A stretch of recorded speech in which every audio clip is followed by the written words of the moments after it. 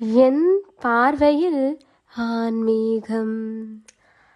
வாழ்த்த வாயும் நினைக்க மட நெஞ்சும் தாழ்த்த சென்னியும் தந்த தலைவனை சூழ்த்த மாமலர் தூவி துதியாதே வீழ்த்தவா வினையே நெடுங்காலமே. பெருமானே, என் மீது கொண்ட பெரும் கருணையால உன்னை வாழ்த்த வாயும் நினைக்க நெஞ்சும் உன்னை உருகி வணங்க தலையும் தந்தாய்.